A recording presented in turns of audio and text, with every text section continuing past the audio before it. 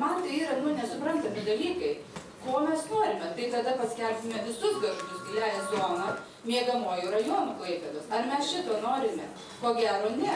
Čiagi gyvena žmonės ir jiem, aš manau, kad nereikėtų važiuoti į Klaipėdą į baseinus ar į sporto sales, o jie galėtų laisvalaikį leisti čia ir būti sveikesni, manau.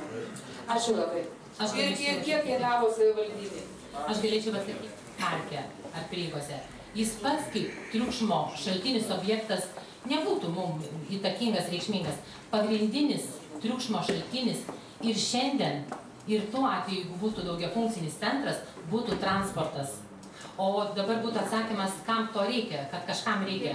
Tai niekam nereikia, tai nėra nei mano kažkokia idėja, nei mano nuomonė, aš jums tokiu atveju dar pasituosiu įstatymą, kad Lietuvos Respublikos vietos savivaldos įstatymo 16 straipsnio 2 dalies 35 punktų išimtiniai savivaldybės tarybos kompetencijai priskirta tyliųjų zonų nustatymas.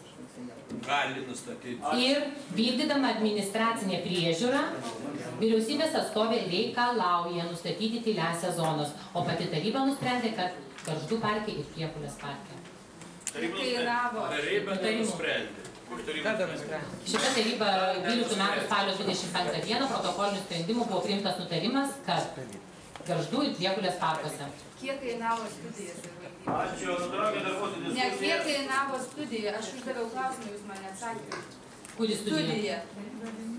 Galimybių studija. Pažo. Užsakovas buvo bendruomenė. Bet savivaldybė dėjo lėšas, prisidėjo. Kokia tai suma buvo, aš klausiu? Ne, aš uždaviau klausimą. Nereikai, Darvič nekeit, 5 minutės nereikeit vakar. Mes iškentėjų. Pats pasakė, 3 minutės. Labą dieną, gerbiami tarybos nariai. Ačiū už suteiktą žodį. Aš norėjau pasakyti, kad visa šita diskusija galbūt ir kilo todėl, kad viešinimo procedūros nebuvo atliktos tinkamai. Mes manome, kad visgi mes turėjome ir išsakėme savo poziciją dėl viešosios tyliosios zonos paskelbimo parke. Į ją dar 2012 metais mūsų teiktą raštą nebuvo atsakyta, į jį nebuvo atsižvelgta. Todėl galvojame, kad tas klausimas neturėtų ir sprendimas neturėtų būti priimamas vienašališkai. Kaip matote, ir čia kyla labai daug diskusijų, todėl tai tikrai dar neišdiskutuotas klausimas iki kol mes prieitume kažkokio bendro sprendimo. Toliau truputėlį norėjau pasakyti, kad daugiafunkcinis centras, aišku, bus ne parke. Čia, kaip buvo pasakyta, jisai stadiono teritorijoje, bet tai yra jau parko gretimybė. Taip pat kiekviena tylioji zona, jeigu esate, žinote, triukšmo prevencijos įstatymą, kiekviena tylioji zona turės turėti savo apsaugos zoną. Ir aš manau, kad tai yra vienas iš tokių būdų, kada tą apsaugos zoną galima paskelbti 20 metrų, 50 metrų. Ir tai jau yra irgi, kaip sakant, tam tikras... Bet galima. Ir neaišku, kada tai gali būti. Toliau dėl šito paties klausimo, kodėl Gargždų parke.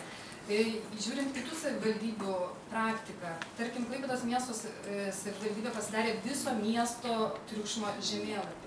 Kiek mes žinome, sveikatos skyrius matavo tikrai Gargžduose tik tai 2 vietose. Tai kaip minėjo darbo grupės pirmininkė, tai rajone 11, bet Gargždų mieste tik 2 vietose. Todėl dar 2012 metais mes siūlėme analizuoti visą miestą, viso miesto viešasis teritorijas.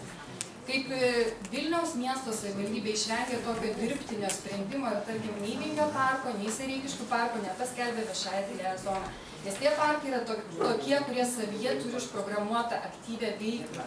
Tai mes taip pat, kai atlikome galimybių studiją, kai išklausėme visų miestiečių grupės, padarėme apklausas, anketinės apklausas, taip pat buvo kalbama apie tai, kad miestiečiai nori aktyvaus parko. Ir nesvarbu, kur plėsis Gargždai, ar į Klaipėdą, ar į kokią kitą pusę. Parkas vis tiek bus Gargždų miesto vizitinė kortelė. Ir jisai turi būti tvarkomas, jisai turi būti vystomas. Ar galiu dar kalbėti? Taip. Tai, žodžiu, mūsų vizija yra tokia. Aišku, galbūt tai niekam neprieštarauja, tačiau kadangi yra rekomendacija parką vystyti toliau kaip aktyvaus poilsio erdvę. Taip pat ir šitoje erdvėje yra numatyta programa ir būtent dėl to, kad mes nebuvome pakviesti dalyvauti darbo grupėje, negalėjome išsamiau pristatyti savo galimybių studijos, galbūt ir kyla šitie konfrontacija.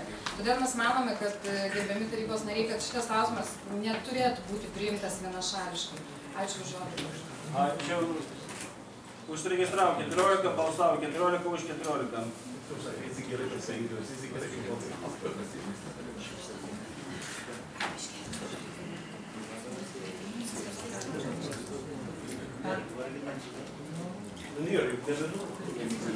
Susilaikysiu nėra. Balsų daugumos surenka pirmas. Pasiūlymas yra pritarta pateiktam sprendimų projektui.